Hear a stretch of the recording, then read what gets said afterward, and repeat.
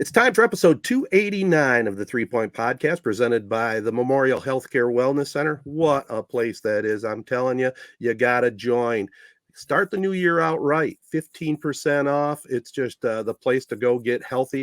If you want more details, go to memorialhealthcare.org and see everything they offer. Also want to thank our local partners, AZee Branding Solutions, Jacobs Insurance Agency, Kori and Associates Real Estate Services, Nelson House Funeral Homes, Rivals Taphouse and Grille, and Success Group Mortgage and Servicing. You know, before we play catch up, guys, I got to tell you, I sent a quick little email out to our 3 Point Podcast sponsors, and just not even a sell. I just said, hey, I just want you guys to be aware, if you want to get on board the Corunna Cavalier bandwagon on the radio, you got an opportunity. Well, a couple of them did.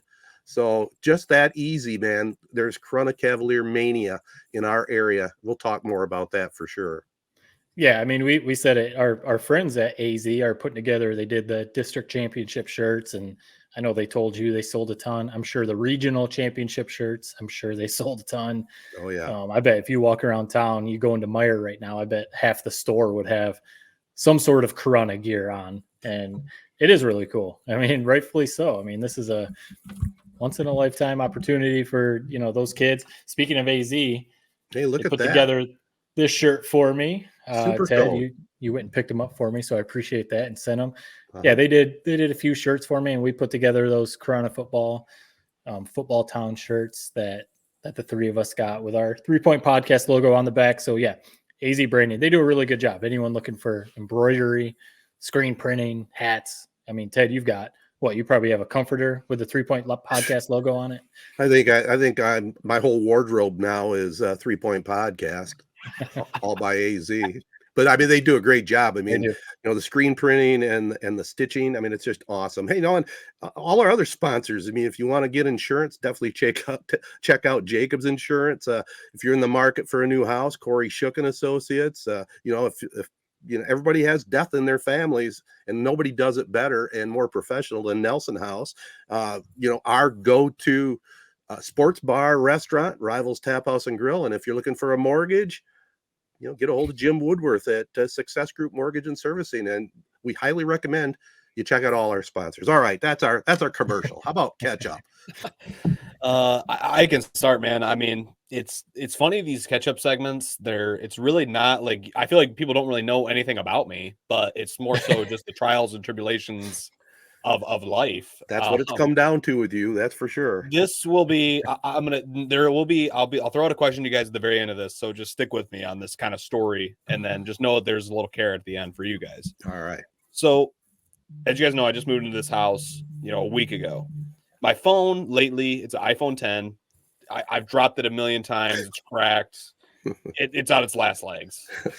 So as I'm leaving work the other day, I, you know, maybe made this drive from my house to work. It's about probably a 12, 13-minute drive. I've done it probably 5 times now. Every time I have directions, right? Just kind of, that's the generation I'm in. That's what I do. I live on the phone directions. It takes me a while before I need to finally cut those off and not use it anymore. I'm in a new area. I'm in new surroundings. I need it. I'm pulling out. Like I said, my phone hardly works half the time. All of a sudden, I have no signal. No signal as I'm driving out. I didn't pull up directions because I know how to basically get home. I just don't know how to actually get to the house. I can get within a 5-minute radius of it, but I don't know how to get there. So I'm driving, and I'm kind of like, all right, I'll figure it out. It's pitch black out. My eyes are horrible, so I can't see street signs. I can't see the lights. They're shining in my eyes. I'm driving around like, dude, I really don't know how I'm going to get home now that I'm kind of 5-10 minutes past when I should have been home. 20 minutes goes, 25 minutes goes. I'm just circling 13-mile, 12-mile road. I live right in between them. Finally, I'm like, I don't know. I'm not going to be able to get home. I'm almost starting to panic.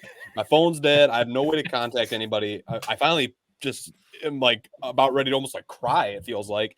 I finally like just out of rage almost wheel off into this side parking lot. As I do it, wouldn't you know, it's like a sign from the gods. I look up Everett Street. That's the street I live on.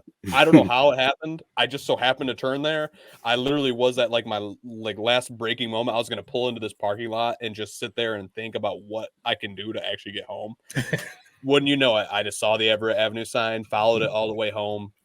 and made it back. Was it my brightest moment? No. Am I glad I just made it home? Because I really was at that point thinking, okay, I'm going to have to go to Meijer. I'm going to have to buy a phone charger. I'm going to have to drive somewhere with Wi-Fi, like a McDonald's. I'm going to go sit while my phone charges, wait for the Wi-Fi to load, pull up directions, get back into my car, drive home.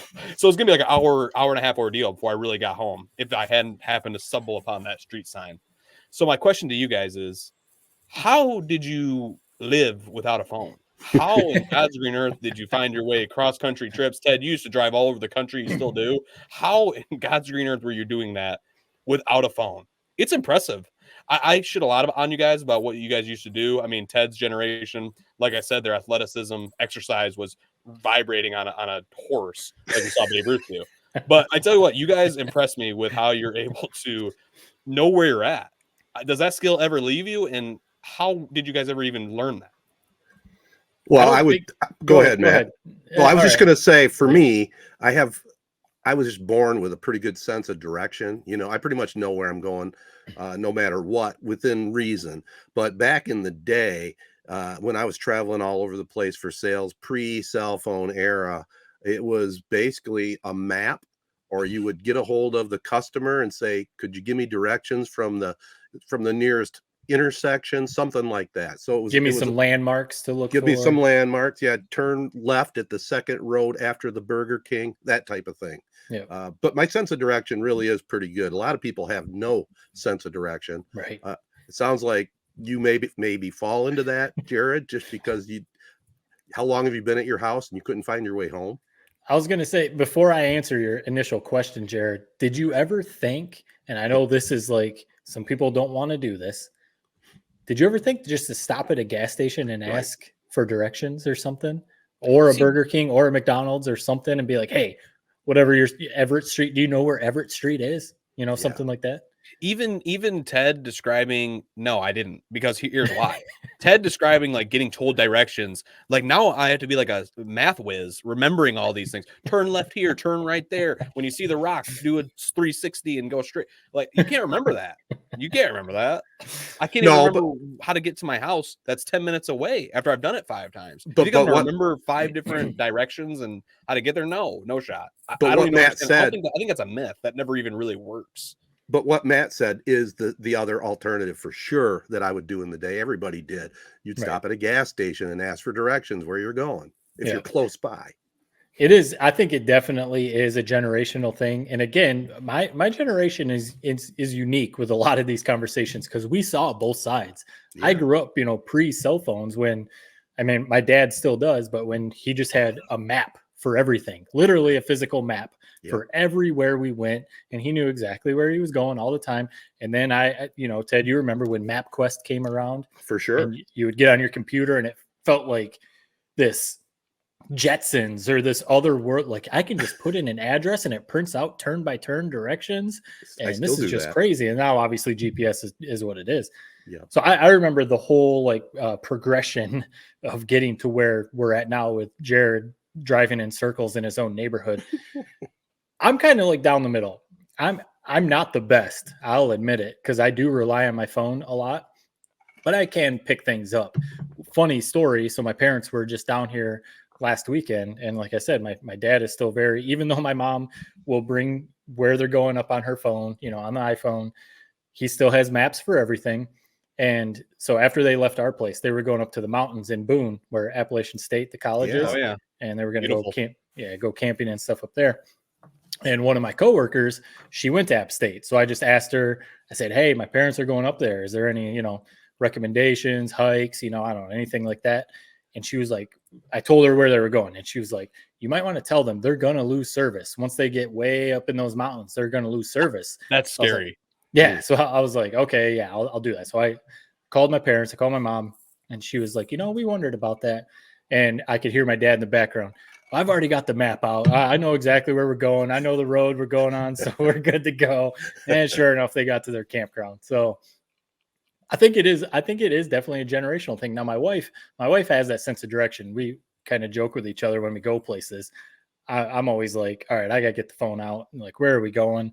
And she'll be like, no, we turned here and we got to head. She even knows directions. She'll be like, head east and, head northwest. Right. And I'm like, where's the sun? Like, I don't Exactly. know, like, what's going on. So, like I said, I'm down the middle. I appreciate that about your generation, though, Ted. Like, just being able to be like, oh, yeah, we're heading to northern Michigan, so we got to do 52 to 27 over to the jig. And it's just like, how do you know where you're going? I don't get it. You take it for granted, man. Yeah. Like, I mean, I'd be lying if I said this is the first time that this predicament has happened to me. No, it happened when I was in college working for Fox 17. Went to Michigan State for a football game. Didn't have a phone, so I had to print out MapQuest directions. Yep. Missed like one turn, and the directions were basically might as well just throw them in the fire. Once you that's miss one turn, they're done. You're screwed. So it took me like to get back from Michigan State to Grand Rapids. Luckily, we had like a late show. I think it was maybe like a World Series night, so we didn't go on air till like midnight. It took me like an extra 2 hours, and I had to do what I said, which is pull into a McDonald's, get Wi-Fi for a second, pull up directions, and then go. There's no other way I was going to make it back. I still would be on the road driving around if I didn't have my phone in that sense. So it's funny you say that about Fox 17, because again, nowadays I'm sure all the reporters, photogs, or whatever, they've got their phones, of course. Oh, yeah. But like when I was doing it, it was still kind of like not everyone had their iPhones. So when you'd get sent out on a story, you would print out MapQuest directions. And then if you had to go to a story after that one, you would print out directions from that place to the next one. Like you'd have to map out your whole, unless you knew where you were going. But I knew Grand Rapids pretty well, but not, some of the places they would send me. I didn't know where the hell some of those places were. But definitely when I moved to Connecticut, when I got the job at ESPN, when I moved to Connecticut, I mean, I had never lived outside of, I had no idea where the heck, what is Connecticut? I had never even thought about it. So I definitely bought a TomTom. Those were big back then. It still has one. That thing was a godsend. That was the best purchase ever. Those were incredible technology. I remember it mesmerizing me as like a 7 or 8 year old. Wow, it's going to say we're going to be home in 5 minutes, and wouldn't you know it, we're back in 5 minutes. Yeah. I think that was so cool. I play the game, and I still use mine. That okay, I pull out of the driveway, it tells me what time. I'm going to beat that time. There's no doubt about it. So anyway, that's old school, but I still, to tell you the truth, guys, when I go on trips, like I got this trip going out west in February, I'll have it mapped out. I don't use MapQuest anymore. I'll use Google Maps, but I'll have it all mapped out. So I just have the paper with me just in case, and I get a feel for which way I'm going, what roads I'm going on, and then I'll use my phone or my TomTom if I take it with me. Yeah, we'll see. If you need the directions for that drive from Arizona to Vegas, which I'm pretty sure is a straight shot for like 500 miles, then we've lost all hope on this podcast. No, I won't need that, but the trip's going to be more than Phoenix to Vegas. We got a lot of other stops, including the Grand Canyon. So I do appreciate Jared saying that after he just told us he was driving in circles in a parking lot and he couldn't find his house for 2 hours. But that's not my strength. Sometimes your biggest strengths are knowing what your weaknesses are. Yeah, that's true. I do have one general question. Okay. When you're on 13-mile or 12-mile road, how many turns are there to get to where you got to go? I mean, is there off a 13-mile, is there that street intersects it, or is it kind of tucked in a neighborhood? No, it's my street connects to 13-mile. But again, this was now like what 4 or 5 days ago. So it's like I'm once I've realized, like, even if I'm lost, I'll still find my way. The light bulb clicked, Okay. But really, I didn't know. I mean, it's my dad always tells me that all the time. Like, and it's kind of a pointless advice. He's like, oh, well, you really shouldn't rely on your phone that much for directions. He's told me that a bunch of times. Mm-hmm. You should really, one of these days, just go do it on your own when you don't have to work. Or what? Like basically, go do it when you have time to kill. Right. I'm not ever going to do that. It's good advice, and we're seeing why, but I'm never going to do that. Yeah, but now because of what you went through, now you know the parking lot that you pulled into where you're. So if you're driving by and you see it, you get, oh, right here. I am kidding you. That was like something out of a movie. It was like something of a godsend. How that happened. I'm not joking with how that went down. Turning in, I'm giving up. I don't know what I'm going to do. Look up, it's right there. It was something like out of Dumb and Dumber or something. Were you talking to yourself out loud? What the F? What's going on here? Right. Yeah, I mean, road rage is definitely something I suffer from sometimes. That was like just road rage. Like I wasn't even mad at myself. I was mad at my phone. Like I kept shutting it off, turning it on, turning it off, turning it on, turning it off. Wouldn't work. Yeah, you didn't have a car charger? No, it just was no. It would load. It just was decided it wasn't going to work for 20 minutes. Like there was really no explanation for it. Well, regroup, young man. Get ready for an interview because we have Geoff Kimmerly coming up. He's going to join us from the MHSAA, and we're going to take a look at the upcoming football playoffs right after this. When it comes to an emergency, time matters. At Memorial Healthcare in Owasso, our emergency department is Fast ER. We feature low wait times, and we're just a short drive from Flint and Lansing. With emergency-trained providers and verification as a Level 3 trauma center, Memorial is an acute stroke-ready hospital. For fast, friendly treatment of minor illnesses and injuries, Memorial Healthcare Urgent Care in Owasso and Durand is now open 7 days a week with service from 10 a.m. to 8 p.m. No appointment is needed, and we're conveniently located on North State Road across from Meyer in Owasso and on Lansing Road in Durand. We offer on-site x-ray and lab services too. Stop in Monday through Friday, 7:30 a.m. to 8 p.m. in Owasso and 6 a.m. to 8 p.m. in Durand. Saturday and Sunday, lab hours are from 10 a.m. to 8 p.m. in both Owasso and Durand. Memorial Healthcare, Fast ER, and with urgent care, lab, and x-ray services now 7 days a week. We invite you to find out more and visit us at memorialhealthcare.org. Well, next on the Prep Spotlight, presented by Jacobs Insurance Agency, guy I've known for a long time, started out at the Lansing State Journal where I first ran into Geoff, and then he decided to get in with the MHSAA, where he is now the Director of Communications. Easy for me to say. You think I might be able to communicate, but Geoff Kimmerly, appreciate you taking time out to join us here on the podcast. And, you know, we're just super excited about the football playoffs. You know, our Corunna Cavaliers, the Ovid Elsie Marauders, who we cover, also doing very well into the Final Four. But this has got to be one of the 2 or 3 times of the year that you guys are just extremely busy with different things going on with the different tournaments. Why don't you tell us, first of all, from your perspective over there in East Lansing, what this week or two has been like and leading up to the Thanksgiving weekend? Well, you know, this week it is busy, of course, because we have the 16 semifinals across the state. We also have our 2 8-player championship games at Northern Michigan at the Superior Dome. We also have 16 teams coming down for volleyball.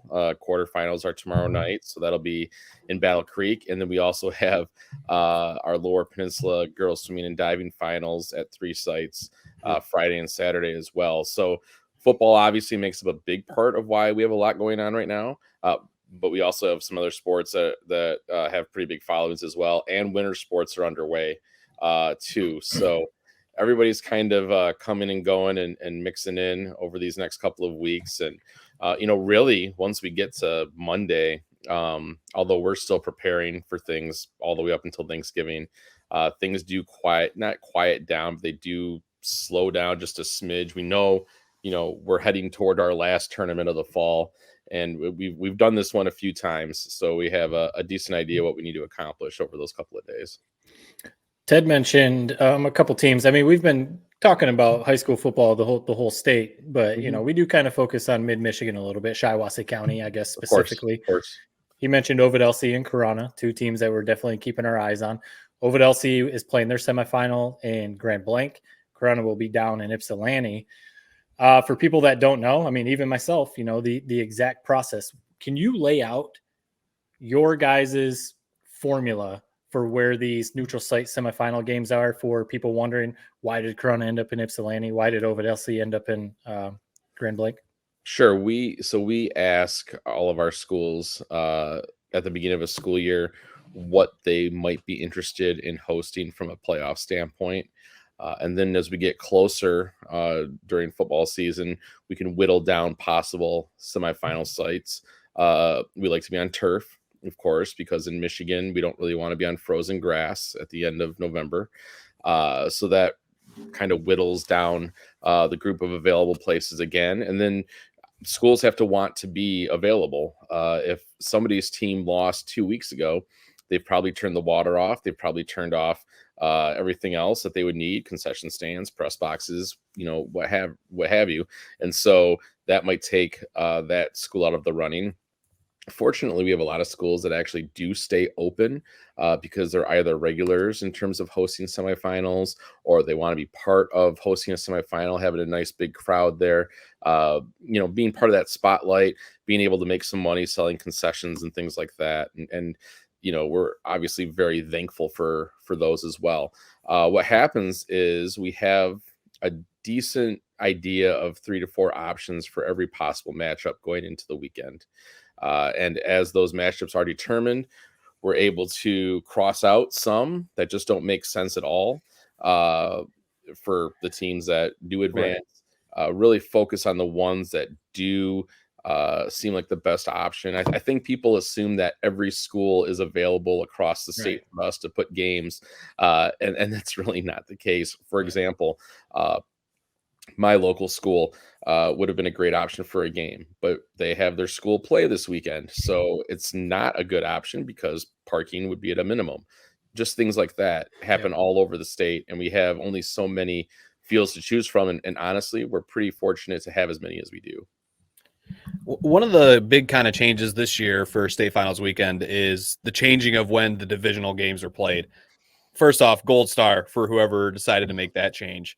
It's awesome. What made you guys decide to do that this year? And is it something you think is going to be the case for years going on now? Is that that's always going to be the case, that you're going to be able to change what games are played where and when? Is that well? Since we were moving the games to Saturday and Sunday at Ford Field because of how the setup was going to be, Michigan State's playing Penn State Friday night, and that was something that was necessitated by TV contracts and the Big Ten having some agreements there. We were absolutely happy to work with MSU and Ford Field to adjust our schedule for this 1 year only.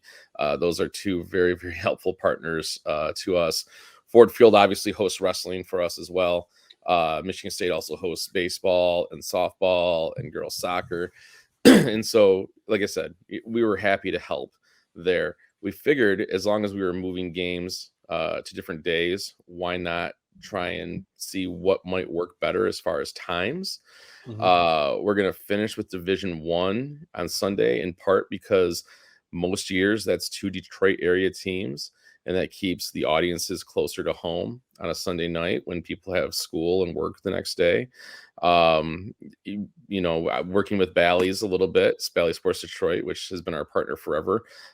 They were interested in seeing how some games might play at different times of the day. Obviously, not having Division I go up against Michigan, Ohio State is an interesting idea. And so the thing is next year, things will be much different regardless, because the college football season will be ending a week earlier. So our games will be going up against the Big Ten championship game, instead of Michigan and Ohio State. And that might be a little different as well. But this gives us an opportunity to see how things might be different, see how the crowds might be different. It's hard to say how it's going to look.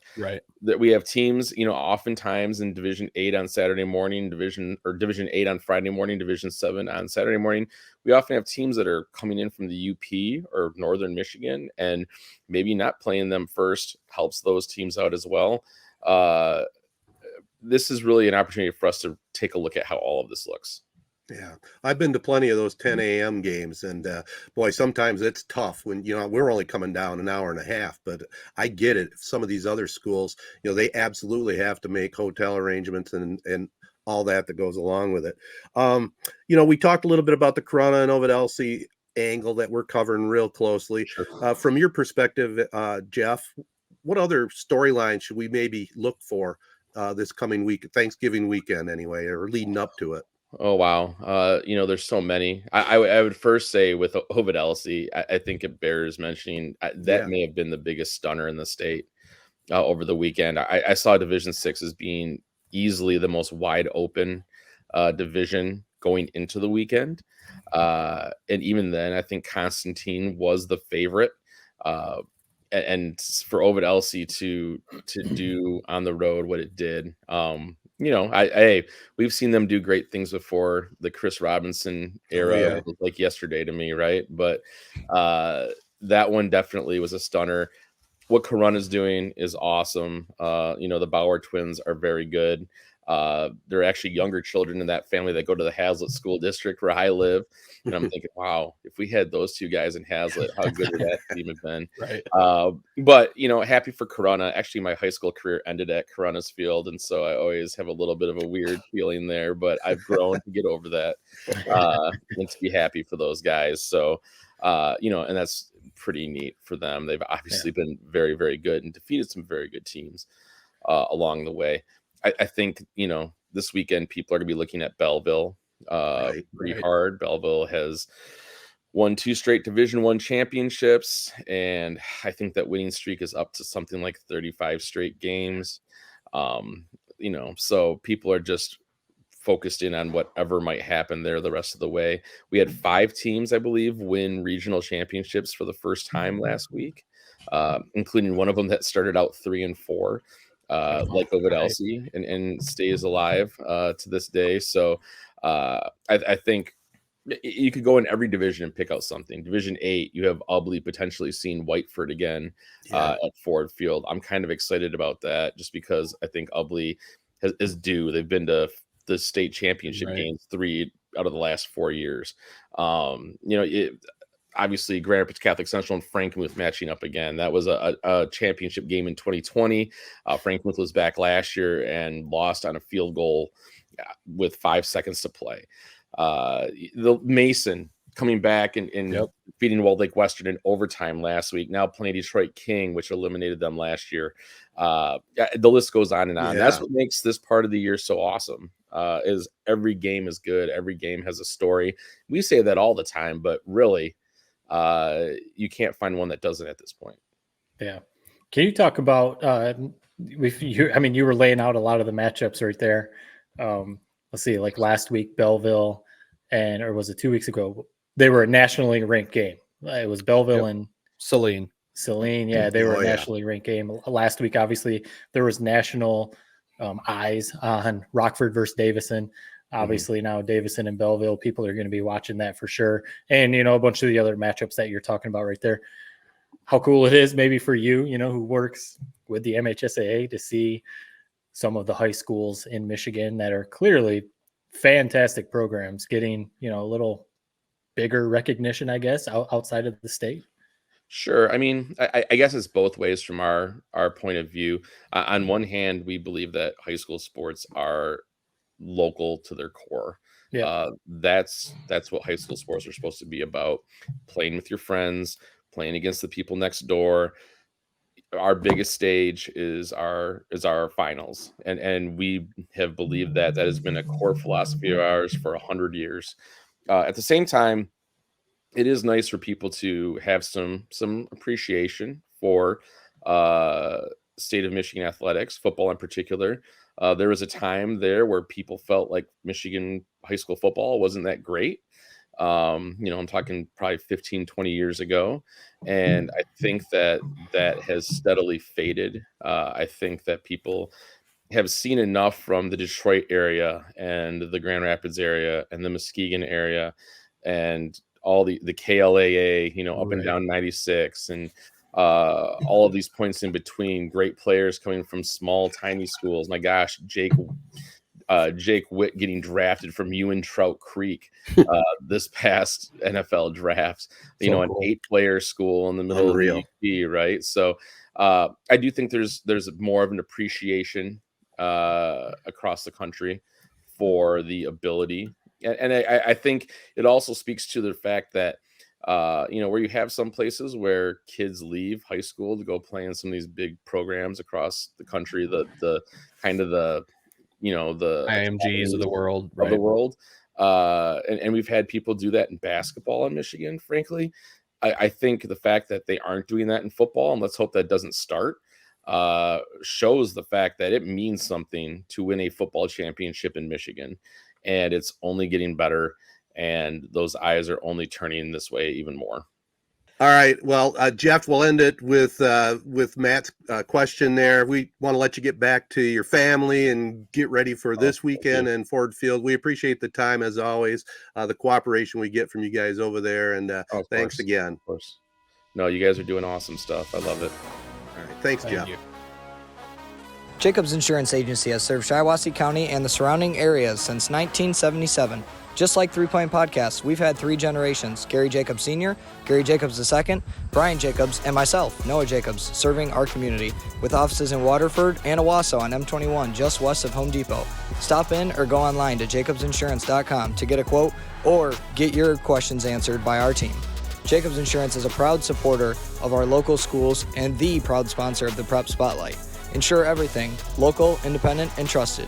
It's our family working together to protect yours. That's the Jacobs way. All right, guys, again, that was fun with Geoff Kimmerly of the MHSAA. And, before we wrap up this segment, let's talk about our 2 local area teams still alive. Corunna picked up, another impressive win, 56-18 over Lutheran North, Macomb Lutheran North. Jaden Eddington continues to really carry the football, tied a school record with 5 rushing touchdowns, almost 190 yards. Tarek Bauer, a nice 89-yard touchdown pass from his brother Wyatt.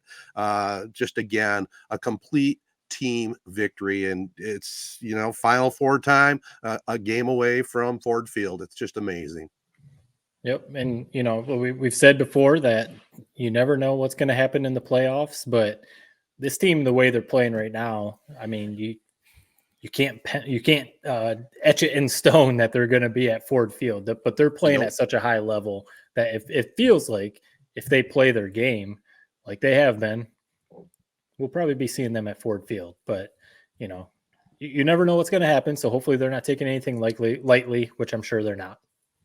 Yeah, I can't really even add much. I mean, it's kind of the ultimate compliment when you're so good, you get kind of bored talking about them. I mean, it happens to us with Michigan football every once in a while, but somehow the national media finds new ways that we can talk about that. But no, so yeah, what more can be said? This team is a wagon. They seem to have their eyes set on that state title. They're taking it week by week. They haven't really had any letdowns in any way, really, this whole year, other than maybe a quarter against Hamity. So what more can be said? They know what they need to do. We're just here along for the ride. We're enjoying it.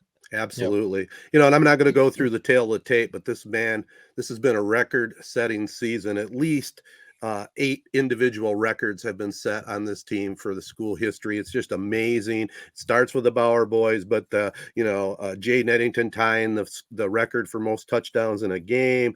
Their kicking game. I don't have the official stat, but Braden Anderjack has to have the record for most PATs in a season, 68. I mean, when you put that many touchdowns on the board and he's almost flawless kicking the ball, that's got to be a record along with for the career. So it's just amazing what they've done. And, the biggest record they want, obviously, is that big one at Ford Field. And I guess time will tell. It's funny, Steve Herrick, he preaches it to them. The team believes it every single week.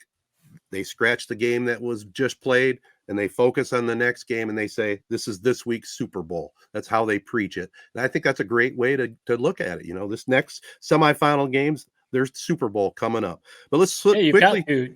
I was just going to say you've got to, because, they started off with Hamity in the playoffs and a lot of people were talking about, because Hamity was undefeated.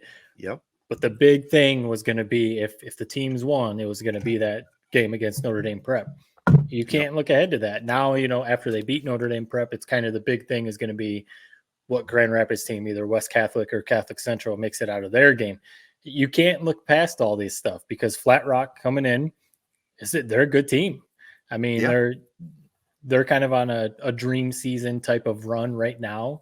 Not a traditional making the playoffs every year like a Portland or, something like that. Flat Rock, I think I looked it up. They've made it the last few years, but before that hadn't really made the playoffs since like 1990. Right. So they're on a super cool run right now too. So even though Corunna has all the stats and all the records, everything you just laid out, this Flat Rock team probably is super confident too and believes they can go in there and win. So it'll be. I'll be curious to see how that game goes. As Jared likes to say, I mean, the team that is at the cream of the crop has to have a quarterback. And, this Flat Rock team, again, has a really good quarterback, just like Pontiac Notre Dame had. This kid threw for 250 yards, 3 touchdowns last week, 21 out of 27. I mean, big time numbers, and they run the ball too. Their running back had 200 yards and 5 touchdowns. So, they pass, they run. We'll see if the Cavalier defense can be up to the task again. My favorite part of it, they have the old school Rams helmets. Yes. And their running back, Ted, I know you'll appreciate this, number 40. It's like something out of your generation. It's like Darren Sproles. So just keep an eye on that. Number 40, little All right. snapback. I'll Kind do of a that. fun little player. Yeah. Also, before we wrap this segment, let's say kudos, just like Geoff did.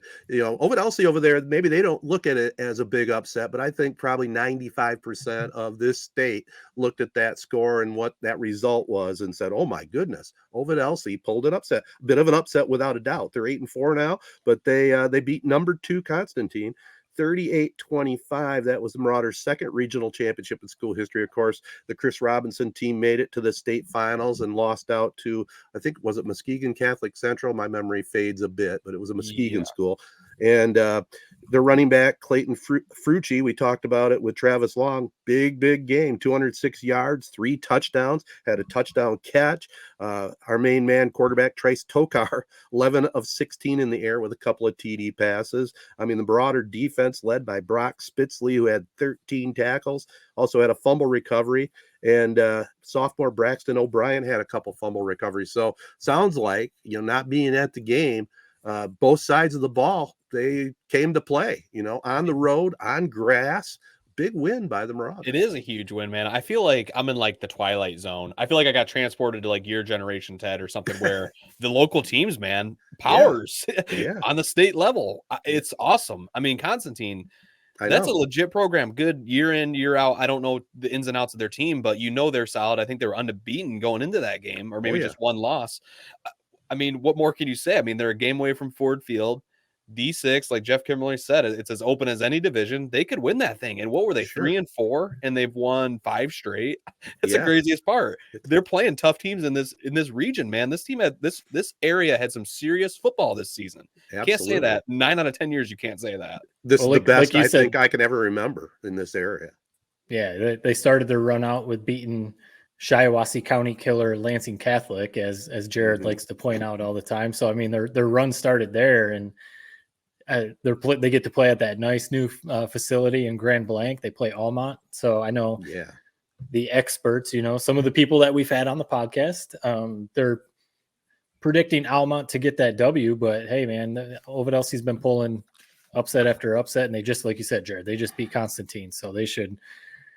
How cool would it be for Corunna and Ovid Elsie to be at Ford Field? That'd be pretty awesome. It'd be incredible. Well, fingers crossed. Good luck to the Marauders for sure. I will tell you this. They're going to travel well. They're going to be over there in Grand Blanc in force. And I know Corunna is going to travel, even though a few people are complaining about that they had to go to Ypsilanti instead of Chelsea. But so what? Go down there, take care of business. Yeah. So 2 questions or two comments real quick before we tie this off. Yeah. Is there a chance that the Castle that you guys, if Ovid Elsie makes it, and of course, if Corunna can make it, that you guys would call both games? There's a chance. I mean, I don't remember when the D6 final game is. It's a problem that they've never had. We've had it. We've called 6 games from Ford Field before. Oh, wow. 6 of 8 state championships. So it's happened. Now, the only problem is, Ovid Elsie will have their own station there, which is cool. They do a nice job over there covering their school. The problem is we have to do such a quick turnaround on getting sales, produce the commercials, do all the admin work. It's Jared, you were talking about your job today was kind of hell. Can you imagine with a one-man sales force and, you got very limited staff trying to put that all together on Thanksgiving week? For sure. That's the tough part. It'd be busy. I didn't know if that conversation had maybe come up at all. Oh, that conversation has happened before, and it's still a possibility. It could possibly happen. Yeah. I mean, you didn't get a hotel, man. The other thing I was just going to say quick, I know texting some friends, they're already talking about a tailgate down there in Ypsilanti. So you mentioning Corunna is going to travel. Oh, yeah. I don't know if there's going to be anyone left in Corunna Saturday afternoon. Probably. And can I just here's the thing. I don't know where the news came that we were going to be playing at Chelsea. Wherever it came from, Ted, you were spreading the fake news. I know it's not your fault. I did. I don't know where it came from. But the people who are acting like the world is ending because this game is taking place at Lincoln High School or Ypsilanti, whatever consolidated schools, instead of Chelsea, it's like, what are we even talking about? It's like, enjoy the drive. If anything, that drive, it's like makes it feel big time, man. I mean, enjoy it. Yeah. Especially if they do a caravan, a bunch of people meet at the high school and follow each other to the field. That stuff is cool. Yeah, Exactly. it was a faux pas by me on the air without a doubt, but it Wow. was, it was reported in the press box. So, and that was, Yeah. I was already on the air. So what am I going to do? I don't have time to check sources. So it's just the way it goes. I mean, hand up. I fed you that from my source in the press box, which I gave him some shit. I told him, I texted him and said, "Hey man, Ted's got a bone to pick with you." Yeah, you can cut this segment. You don't have to raise your hand up. It doesn't matter. Oh, I don't care. All right, guys, good stuff on the Prep Spotlight. Again, we want to thank Jacobs Insurance Agency for sponsoring us, and we'll get to all the hot topics in football. Got a feeling we might talk a little Jim Harbaugh. Got a feeling we might talk a little Detroit Lions, and it'll all come up right after this. All right, guys, let's start this time instead of the Lions, because we're going to get into that, but the Michigan Penn State game, 24-15, they pick up the win without Harbaugh. Harbaugh's notified via social media that he's not going to be coaching them. One of the biggest debacles I can ever remember. The only thing I can even sort of compare this to, and this is way before your guys' time. This is back when Ohio State and Michigan tied. Their quarterback was Dennis Franklin. It was Bo against Woody. And Franklin went down with an injury in the second half, but the Wolverines completely dominated a 10-10 tie. And the Big Ten athletic directors voted Ohio State should go to the Rose Bowl and not Michigan. So that was the start of this Michigan bias bullshit. And now it continues again. It's continuing. Help me out. It's just, I don't know how anyone and everyone, it's almost like it's you're one side or the other. Either you just absolutely cannot stand Harbaugh in Michigan, or you kind of more lean our way. But this is one of those things where I don't see how you can lean that like Michigan and Harbaugh deserved how things happened. If you think he should have been suspended, if you think, he's guilty and all that, okay, I understand that.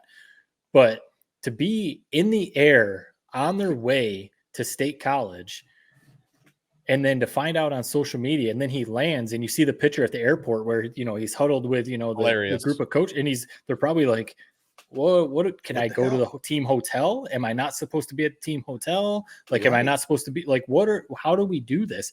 That's the mess of it. And it's all been talked about, but that Friday was a court holiday. National holiday, yeah, national holiday with Veterans Day. So not only did the Big Ten commissioner wait to drop the news, the suspension, when Michigan was on their way to Happy Valley, but he knew that, courts weren't there. I guess there was a judge on call or, whatever, but it wasn't going to, the whole like appeal and all that wasn't going to go through by kickoff. And I mean, he knew that was going to happen. He knew he was going to suspend Harbaugh probably by earlier in the week. Oh, yeah. Why didn't he just do it earlier in the week? So Sharon Moore or whoever they were going to appoint as head coach could prepare to be head coach. I can't imagine. I know we'll get into this, but the emotion that Moore showed in that post-game interview after the game, I can't imagine like when they landed and it was like, hey, you got to be head coach of this game. Harbaugh's not going to be there. He was probably like, what? This isn't Bowling Green. This isn't UNLV. I'm at Beaver Stadium and I got to try and beat the number 10 team in the country. All right. Yeah. Just a debacle, a complete debacle. Well, they did this commissioner, man. You can tell that it's personal when it comes to Michigan. Right. I don't care if it's you're dealing with like, felons and your job as commissioner is to be unbiased, play it by the book, play it by the rules. The fact that they went through all this and like I said in my instant reaction, man, they made a mountain out of something that should have been a molehill. Oh, you want to suspend him next year for a game or two? Go ahead. Whatever we already self-imposed a whole goddamn suspension at the start of this year.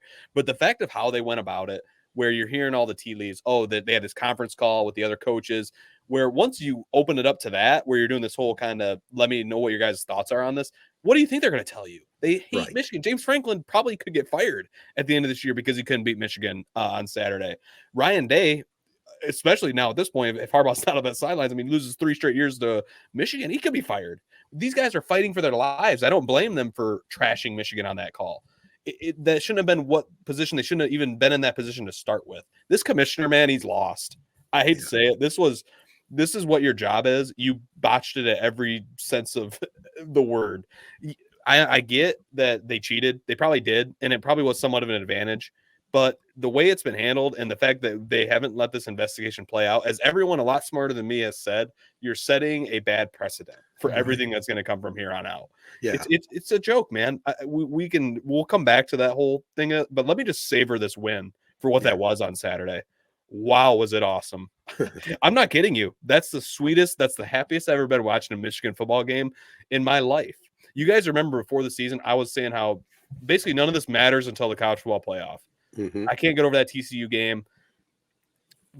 All I can think about is that TCU game and how when they get to the college football playoff, they're probably going to lose. Listen, because of how the Big Ten has handled this and all these coaches coming across as crybabies, all I care about is winning the Big Ten now. Just win the Big Ten. Everything else is gravy. And doing it without Harbaugh on the sideline this past Saturday, that was awesome. Believe me, I'm usually the first to complain about a game like that where it was kind of ugly, 24-15. Probably if you would have told me that score at the start of the year, I'd have been like, man, I kind of thought they were going to beat the team by like 30. That was perfect. Believe me, I've been a part of a game like that where you just can't do anything offensively. Country Day, my senior year. There's nothing more demoralizing than that. You are Drew Aller and that team. They knew they lost that game probably about midway through the third quarter. You know in your heart you lost that game. And I just loved every part of it. That was more embarrassing than beating them by 100 points. How they did it, running it, 32 straight times since the second quarter. I've never heard of that. And a lot of people are shitting about that. Whoa. And people are complaining, that's weird. Why didn't they throw McCarthy more? People make football a lot more complicated than it needs to be. If you can win the game running the ball every single play, that's exactly what you should do. And you shouldn't think twice about it. Yeah. It was so perfect, man. I think clearly I'd be curious what the conversation was, with Harbaugh before he had to go away or whatever happened. If, he told Sherrone Moore, I mean, obviously Moore's the offensive coordinator, so he knew what the game plan was going to be.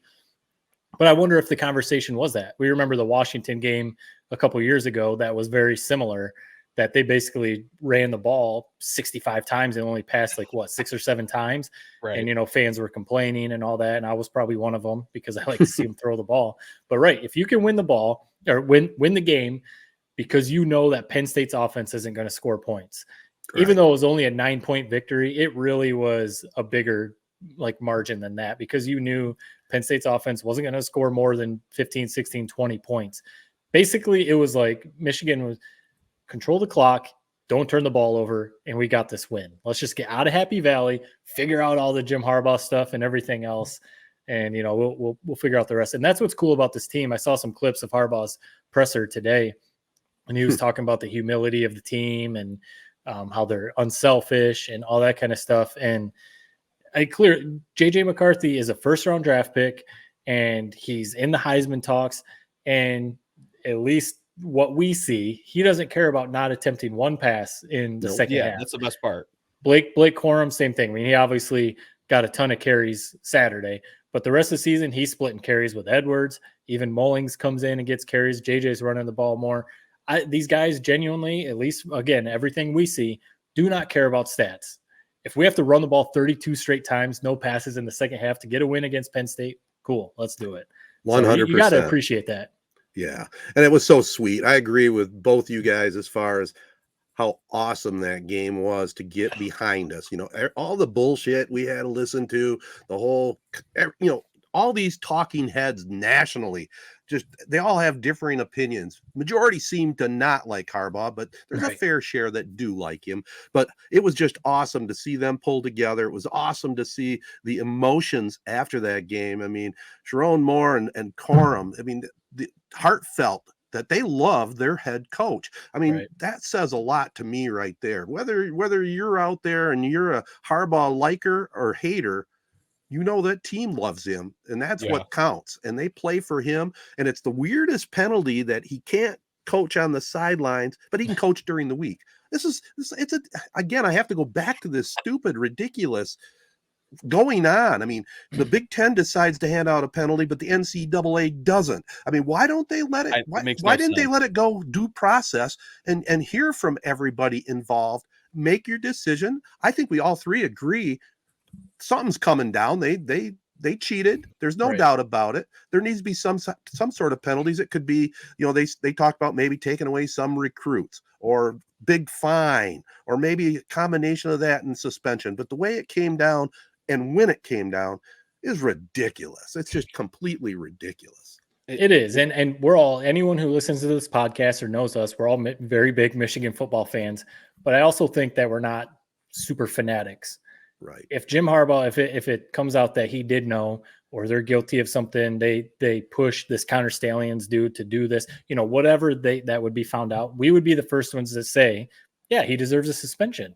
Right. He, whether a fine, a postseason ban, scholarships lost, whatever, we would be the first ones to say, yep, if you find that Jim Harbaugh and his staff knowingly let this stuff go on, we would be the first ones to say, yep, suspend him. It's the fact, everything that you just laid out.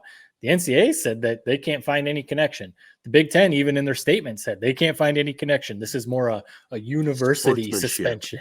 Right. It's just like, Jared, you already said it, that they're setting a bad precedent, because what if something happens in a year or two where there's some allegations against Ryan Day or James Franklin or something? Michigan can be like, hey, look what you did to Harbaugh. Why, right. You're suspending him for in a dream season where they're the number 2 team in the country, going to, their 3 biggest games. You're going to take him off the sidelines for that, so this commissioner, obviously he over his head, seems a little over his head, but from our standpoint, the easy thing would have been, let's let this thing play out. Right. And if, like you said, Jared, if you have to suspend him for 6 games next year, okay.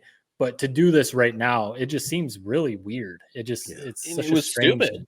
Because it was not that big of an advantage, and we're seeing it play out before. It's like this whole argument of how bad this was. It's like it's collapsing on itself with each win. It is. If you would have just waited, held on to this info, whatever, if it came from Ohio State, whoever, Michigan State, maybe, if you would have just held on to that little info until the season ended, you could have basically undone everything Michigan had ever done under Harbaugh. Right. They didn't. They decided to do this stupid act now thing over something that really wasn't that much of an advantage, and we're watching it. I mean, I would love it if Michigan said, like, we're going to run it every single play and show that even if Penn State knows we're going to run it, they're still not going to beat us. Right. I don't know if that's what I like to think they did, but I don't know.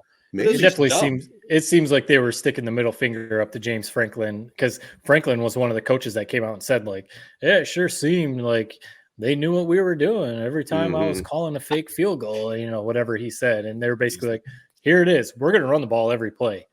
Go ahead and stop it if you can. And they couldn't. So, yeah. But yeah, I brought up Sharon Moore, and I don't know if you guys have anything else to add, but I just, I want to ask or give my thoughts on that. Like, of course, emotions came out from him, dropping F-bombs, dropping every swear word on live television. Tears were flowing. I loved it. I couldn't love it anymore either, Ted. I mean, you have to think about, like I said, he found out when they got off the plane, or maybe on the plane, that he was going to be head coach at Happy Valley, big noon kickoff and a top 10 matchup, college football playoff implications on the line, everything that's going on with Harbaugh, everything like that. You're all of a sudden like, you're the head coach, and you've got to run the offense too. Think about the weight on his shoulders. If he would have went in there and lost, he would have felt, he probably would have never let that down, So it all came out, and, you have to appreciate that. I mean, I saw on some show, like Rex Ryan this morning was talking about, like, sometimes, coaches, you're supposed to be like so stoic and, in these post-game interviews, so professional and all this kind of stuff. But people don't think about all the emotions that go into coaching and everything like that. And it came out, and, I thought it was super cool because it shows how close this team is, especially Corum with the busted up nose and everything. Oh, yeah. You gotta love that. Corum. I saw Brad Cali posted it. They already have a poster of that. It's what a badass picture. It literally looks like something should be an album cover. It's awesome. Yeah. In terms of the Sharon Moore thing, here's the funny thing I got a kick out of the backlash to that. Oh, it's not like Jim Harbaugh died. One, like you guys already said, shows how much Harbaugh means to that team and to that coaching staff. But here's the thing: I just want to, and this is exactly what Sharon Moore said. Gave kudos to the AD, Ward Manuel. He's back on my good side. He handled this perfectly. The president handled it perfectly. Yep. Coaches have been fired for a lot less. People who don't have a spine in these positions, man. That as soon as there's any sort of outside noise pressure, it's like they don't even think, they just fire. And they didn't. They've been very calculated with everything this entire time. It's been impressive. This is how you handle like a situation like this. They've nailed it at every point. And I think what Sharon Moore, that kind of emotions that he's feeling, is one, what a whirlwind it's been for them this whole season, Mhm. let alone those 24 hours for him where he finds out he's coaching biggest game of the year. He goes out and wins it. But I think more so it was just the fact of he appreciated how the president, the AD, the entire program, the fan base, they did their jobs. They didn't jump the gun. Right. They didn't overreact to some national heads. They looked at the facts. They realized what the situation was, and they handled it perfectly. Yeah. And that's what he said in that postgame press, in that postgame interview. And I'm just going to echo it. For sure, they nailed it. Yeah, 100%. They rallied together, Michigan men together. That was awesome. I couldn't be more proud of that team. I hope right now, I mean, we all three hope that they win their next 2 games, right? Yeah. I mean, how sweet would that be to beat Ohio State without Harbaugh on the sidelines? And I think they're going to do it. I really do. Especially, gonna- you know, They they figure get out them how to at stop home. that one receiver, but other than that, Harrison. Yeah, they get Ohio State at home again, and I don't think they're going to be able to run 32 straight times against Ohio State. You're going to have J.J. McCarthy throw the ball, but we'll worry about that when we get there. But, you know, a quarterback that, you know, you guys know that I've railed on a lot, who just continues to ball out. Jared Goff, man. I'm You're not sold yet? Matt, come on, man. Come on. I'm not buying his jersey and putting it up on the wall and doing all that. He's not my favorite, but you can't discount what he does. I mean, Tony Romo was all over him that whole game, just gushing over him. The Lions, man, the defense, I mean, we can maybe get into that a little bit later, but Tony Romo, again, on the broadcast, he was talking about a Super Bowl contender. That was just an entertaining game to watch as a fan, a little stressful as a Lions fan, you know, but you know, that team fully healthy, that offense with Montgomery and Gibbs, clearly Gibbs is coming into his own. They figured out how to use him. The offensive line is playing well. You know, St. Brown is a stud. Laporta, obviously.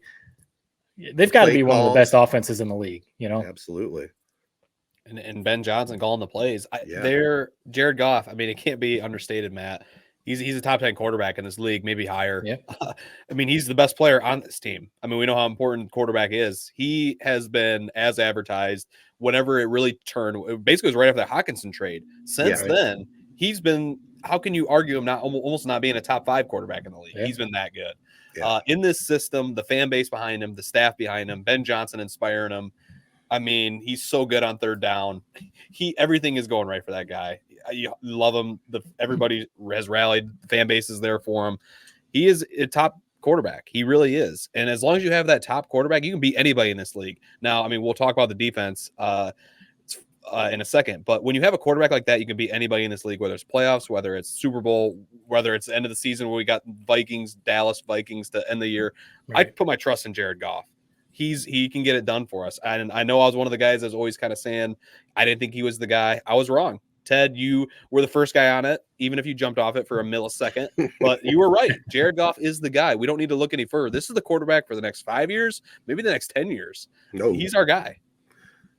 He is definitely their guy. You know, I think that. And I think, and you guys know this, if you're appreciated, you're going to perform better. And he has come to Detroit. He wasn't appreciated in LA for whatever the reason was. Maybe it was a personality conflict. Maybe it wasn't the right players around him out in LA. I mean, he did take him to a Super Bowl that a lot of people forget. But he comes to Detroit. He's the guy they wanted. He was a key piece in that whole Matt Stafford trade. He wasn't a throw-in. The Lions wanted him to come in. And, you know, after a little bit of a slow start, let's face it, he did have a slow start learning the system. You know, the team had a slow start figuring out the right pieces. So, but once he figured it out, once Johnson figured it out with the players he has, you're right on, Jared. I mean, the guy is ultimately confident. He gets the job done. He throws a duck once in a while, but what quarterback doesn't? But when it's money time, that fourth down pass, oh my God, it was a tremendous call, but a lot of quarterbacks would overthrow that baby. It was right on the money and a big win by the Lions without a doubt. And let's face it, we had our doubts a little bit about Dan Campbell too. He had to earn his keep with us and a lot of the Lions nation. But I'll tell you right now, as he might be the best Lions coach of all time before it's all said and done. And he is the main man, and he does have the big balls. And I just love the way that guy operates, man. Dan Campbell all the way. Can you imagine we had Matt Patricia? Oh my God. I saw a clip someone shared the other day or yesterday, probably a Matt Patricia press conference clip, and like watching that, I was just like, oh man, this is terrible. How did we ever think that Matt Patricia was going to be a good head coach, knowing now what we know about Dan Campbell? Obviously, yep, not everyone, me included, was all that excited about Dan Campbell just because he was unproven, and it just felt like, is he the right guy to turn the culture around and everything like that? And man, he was the exact guy to turn the culture around, because similar to what we're saying about Sharon Moore and Jim Harbaugh, and how close they are, how much they seem to really love each other. And those players, they seem to love Dan Campbell. And it was another show I was watching. I think it was Get Up on ESPN. It was a bunch of former players. I think it was after the Monday night game, when that interview where Dan Campbell broke down crying, talking about the players. And Greeny asked the guys, like, how do players respond when they see that? And they were all ready to go out there and strap up and play a game, because they were like, players respond to that because they know Campbell's been there. He's been through all the two-a-days and all the summer camps and practice and all that kind of stuff. So when he shows that emotion, it's because he knows what they're going through. And you see that because a lot of teams are starting to hire former players as head coaches, maybe because of that reason. Like you see the Raiders, Antonio Pierce is probably going to get a long-term deal because they're all of a sudden playing well now that they fired Josh McDaniel and everything. So yeah, that's a long-winded way to say that, man, Dan Campbell, he's the right guy for the job. And you said the best coach ever in Lions history. The bar is not very high, but hey, that's still impressive. If they win a division, win a couple playoff games, I mean, he's there. Yeah. The thing about Goff, too, I'll say that at 100% credit, I don't disagree with anything you guys said. He doesn't turn the ball over, and that's big. That was one knock on Stafford. As electric and everything as Stafford was, you knew he was due for a pick a game, basically. You just had to hope it wasn't in a big spot. Yeah, it's Goff isn't sexy. He's boring in how he plays. I feel like that's why you don't hear a lot of him getting talked about on a national level. I think he finally is starting to. I think he's like 30-1 to win the MVP, if anybody's interested in that. So no, it's finally coming around for Jared Goff, and I'm happy to hear that. I mean, Dan Campbell, you guys said everything I need to say. I will say I loved what he said in his post game locker room, which is the number one video I watch every single week when they win. I wait for that thing to come out. Love it. When he said he basically went around me, everybody's thinking it like, man, our defense looked horrible today. But he went in there, he goes, you guys have nothing to hang your head about. It's the NFL. It's hard to win games here. You take a win any way you can get it. And then we got it done today. I think that was a really cool message that a lot of coaches probably be like, what the fuck was that? Even in a win. No, he's just, you guys did your job. We got it done.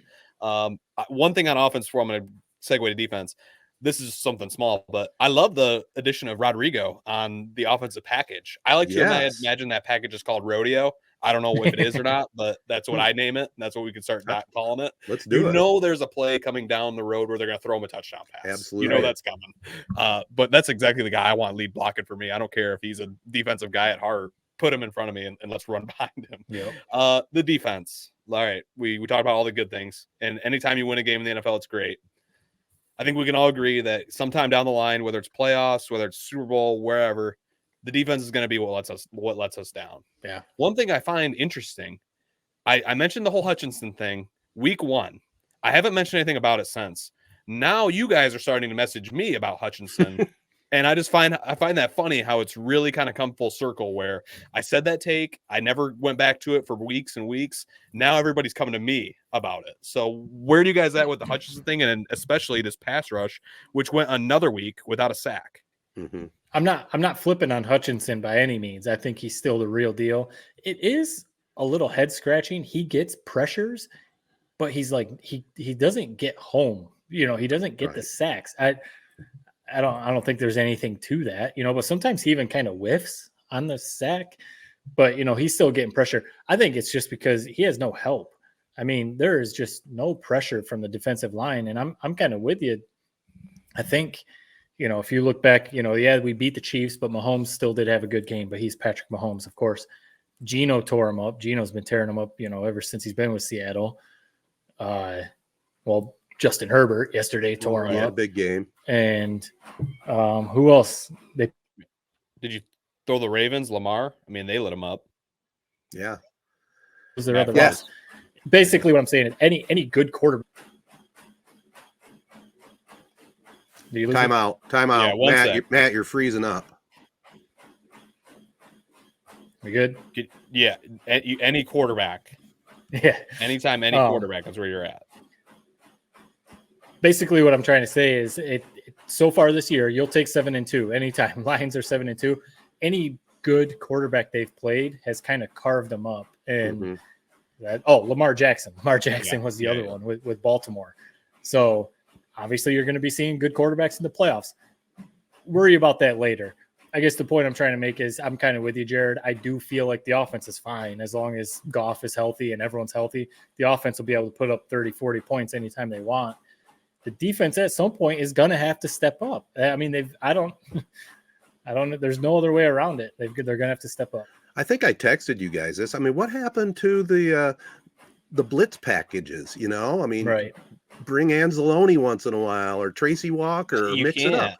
Why? I mean, I saw. I mean, this is the one guy I'm going to pick on. He was kind of looked lost. Sutton. Cam Sutton got it was a couple of those touchdown passes where he was just lost. Eyes in the backfield, guys running behind him. The secondary was questionable this weekend. Not only the pass rush. Obviously, it's really hard to do your job in the NFL against a quarterback like Justin Herbert when he's just sitting back there all day to throw. Right. Here's my idiot jackass with a podcast microphone take on why Hutchinson is not really turning into a player. One, you've heard me say it before. I don't understand why he's not playing at nose guard a lot of the time in these passing situations. You look at what he does good. He's almost like Aaron Donald, where it's like his strength is really probably his number one skill. Mm-hmm. And the bull rush, get in a 4-point stance, bull rush. Even if you're not getting pressure, or even you're not getting home on a sack, you're collapsing that pocket. Now it's like when he bull rushes or he comes from the edge, it's like the quarterback just evades him.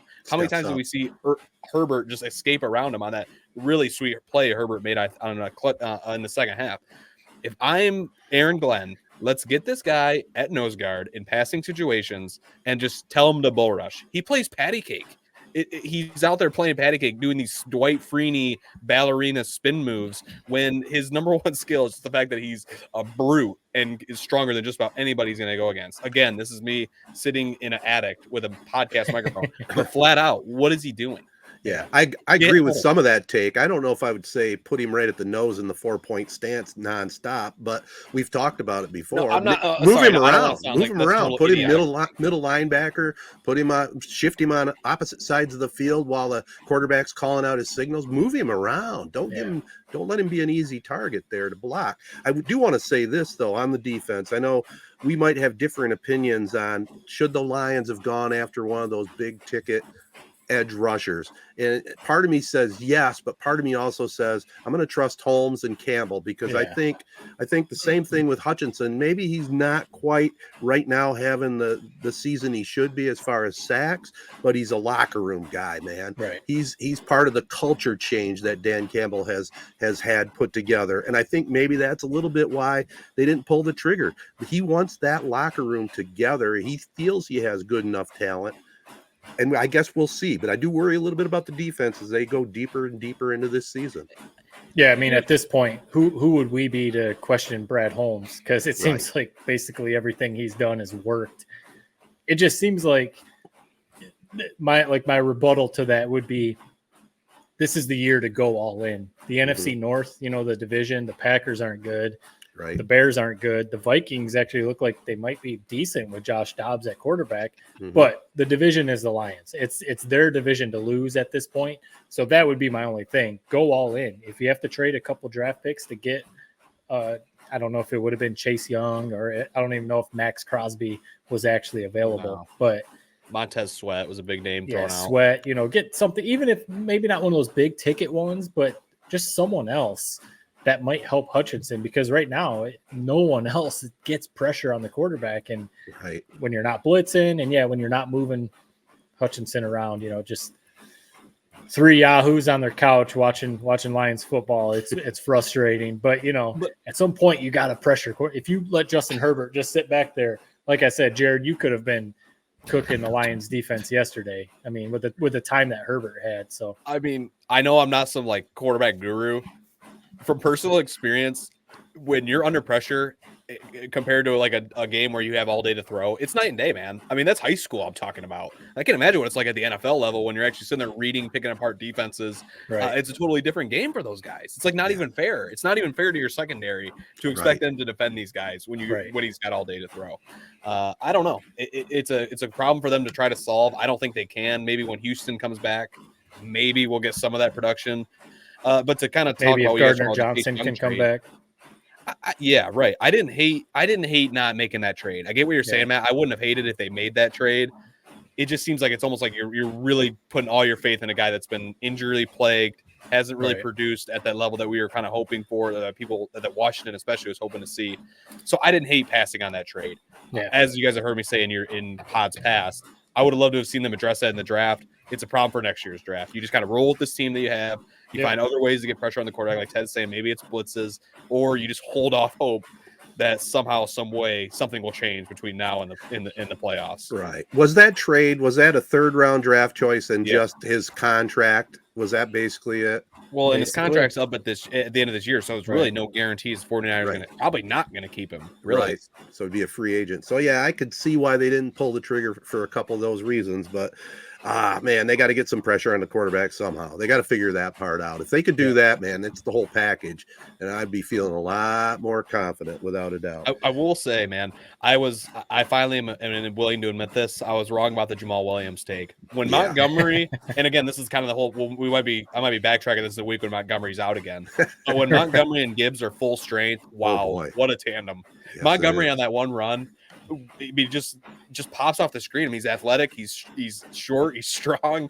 Just an elite athlete, man. And then you got Gibbs, kind of the lightning out of the backfield. Who the most impressive run of the game for Jahmyr Gibbs? That touchdown he scored, where it took a second effort. It was in between the tackles. I think it was a 4th and 1 on the goal line that he punched it in. Right. Yep. That was the most important. That was the most impressive run he's had as a Lion. That's what we need from him. We need him to be able to run in between the tackles, and he showed it on that. Where a lot of times you bring in Craig Reynolds or Montgomery, Gibbs got it done on that 4th and 1. That was big time. I love the way they threw a couple screens to him, a couple other passes. I mean, he's that type of guy. You got to just figure out a way to get him the ball. And clearly Ben Johnson knows a lot more than us. But they're figuring it out. No doubt. Well, I'll tell you, like I tweeted, it's been quite a weekend when the Cavaliers improved to 12-0. Michigan wins that game in Happy Valley. James Franklin, you see him on the sideline crying like a baby, and then the Lions pulling out that thriller. And how about clutch balls by the place kicker Riley Patterson, man? Yep. You can't say all three of us weren't a little bit nervous when they were coming down to that final kick. Yep. And let's just talk about that, Campbell, because I know we're trying to wrap here. Yeah. But Dan Campbell deciding, hey, we're going to put this game on Jared Goff's right arm instead of putting it on Herbert's right arm, trying to go down and get a field goal or maybe even a touchdown. 100%. Decision and play of the game. I mean, for all the times that goes wrong, let's appreciate it for when it works in what felt like almost a must-win game as it was going down the stretch. And even the national guys now, any game you see, if it's 4th down, they're saying that Dan Campbell, he's going for it. Yeah. And more times than not, he does. Yeah, I think he knew his chances were better with Goff getting that. The defense wasn't going to stop Herbert. Exactly. So it was like, let's go down with our offense and let's see what happens. Can you guys, I mean, come on. I feel like we kind of brushed over this. The rodeo package. I mean, that's perfect. And they could even do the signal on the sideline, act like they're rodeoing a cow. It's perfect, man. Start that rumor, Ted. I know you love the District of Death moniker I gave the Corunna division. This is a new one I'm trying to get going. The rodeo package. I like it. Rodrigo out just there. Picture Rodrigo running in from the sidelines. Yeah. He's showing up at the stadium with his cowboy hat and boots, man. Yeah. So Rodrigo all the way. Was this the first game he played fullback? I think he's done a couple. First game I noticed it, but people that I was watching the game were telling me it's been a few weeks now. Okay. I feel like I saw it last week, just like 1 or 2, but yeah. I mean, he did have a great block. That's the first time I really noticed. Whoa, that's Rodrigo out there. So it's awesome. Real quick hits, guys. Tigers made a great move in their new play-by-play guy. Jason Benetti. I mean, he's top notch all the way. I love his backstory. I mean, that is a great, great hire by the Tigers. Agreed, Jared? Yeah, it's one of the rare times with social media everybody's in agreement. Wow, they did a great job bringing this guy in. It's awesome. I mean, I haven't had the chance to meet him yet, but seems like a really genuine dude. Matt, you said that you've worked with him a time or two. Genuine guy, great guy to work with. It's funny. The first time I happened to really pay attention to a game he was calling was this weekend, Washington versus Utah. And I don't know if you guys happen to see, he was getting a lot of positive press. And I noticed it. I was watching this play right as it happened. They had the classic Deshaun Jackson where he dropped it before he crossed the goal line. Benetti nailed it the whole way. The director didn't follow him but Benetti knew it was a live play the whole way. So it's just cool. He's a great guy from everything I've heard. And he calls a great game, which is the most important part. Yeah, I think we should reach out to him too. I think we should book him for this podcast. I think he's bookable. I do. May as well reach out. Doesn't hurt to reach out. You're in the play-by-play community, man. That might be you. That might be your brotherhood connection. Hey, I got Dan Miller. What the heck? May as well try. Maybe Miller would have a contact too. No, he's one of those guys that I think the Detroit community and with all on his introduction day, all the clips that you saw on social media and on Bally Sports, the community is going to be able to get behind him easily because he's genuine. He's got a really cool backstory, everything that he's gone through to get to where he is. So the Tigers fans, I think we all know that Tigers fans, we love our Lions and everything, but when the Tigers are good, Ted, would you agree? Would you say it's more Lions? Would you say Detroit's more baseball or a football town? I think it's a football town, but we've never gotten to really feel it. So, so basically, I would say it's a baseball, or people call it hockey town. But I think I think when the Tigers are good, people really rally behind it for sure. They really do. And if you got a good team and you got a good play-by-play guy, man, that just goes hand in hand. And the nice thing I liked about it, besides his regular backstory, he left Chicago to come to Detroit. I mean, that's big to me, man, coming from that city to Detroit. Yeah, he's still going to get to do a couple other things, not just the Tigers, but you mentioned I have worked with him at least two times, I think 3 times. And the one thing that always stands out, Jared, behind the scenes, I mean, Ted, you too, he actually mentioned the tape room. He mentioned some of the editors, I mean, before the game, he reached out and said, who do I got running replay? Who's working with me? It wasn't just about the producer, the director and stuff like that. So that kind of stuff goes a long way, Oh yeah. So he just, and everyone that I've talked to that works with him, he's the nicest guy. So great hire by the Tigers. And guys, I mean, we're getting ready. We're in NBA season. What in the heck's going on with the Pistons? Is it just going to be just a sorry year? Now they're 2-9. I mean, I think they've lost 6 or 7 in a row. I mean, it's been a dire. The kind of the talking point has been Ivy's sort of playing time. He's been coming off the bench. Right. He had an illness. People are, I think it's a legit illness that he had, but people are questioning whether that was true or not. So no, it hasn't been a great start. I will say I'm very intrigued to see where this in-season tournament goes. We really haven't talked about that. I'll be curious when that day comes on this pod. I'm sure there'll be some fireworks when that is debated, but I'm just kind of curious to see where that leads, man. It's hard to follow the NBA. I've said it. And it's kind of crazy to hear myself say this. I think the MLB's regular season product is better than the NBA's. I can't believe I say that, but at least they try every night, and those guys are going to be suited up. I mean, it's gotten tough. So I've been doing a lot of the in-season tournament games that are on ESPN. And it's funny. It's become every day in the pre-show meeting. It's not like, oh, what kind of matchup do we got? It's Lakers Nets or whatever, Lakers Suns. It's who's not playing. Right. It's every night. It's superstars are not playing. Which if it, like you said, if it's a legitimate injury, okay, sit out. But there's just so much load management going on, and the in-season tournament games are only the Tuesday and Friday games. Right. So that's kind of hard to follow. And to be cool when it becomes the actual tournament when they go to Vegas, but if the stars aren't playing, then it doesn't really matter. I give Adam Silver, the commissioner, credit for trying to do something, because like you said, Jared, the regular season really has sometimes become tough to watch, even though I am an NBA fan. So he's trying something to drum up some interest. If the players aren't buying in, then it doesn't really matter. As far as the Pistons, I'm going to say the same thing I've been saying for years. They have no superstars. That's what you need in the NBA. Cade Cunningham's very good. He may end up being a superstar, but when no one else is panning out, he can only do so much. And he's even had a few rough games. I've tried to watch a few Pistons games, and they're just hard to watch. You can't watch them. They're not fun to I think watch. they're definitely a better team with Monty Williams. I think that's a good hire. I think they play a lot better defensively. Now, Sar Thompson, he's the athlete that was promised. He had 16 rebounds the other day as a freaking, I think he's at 18 or 19 at most, just turned 19. So he's a piece.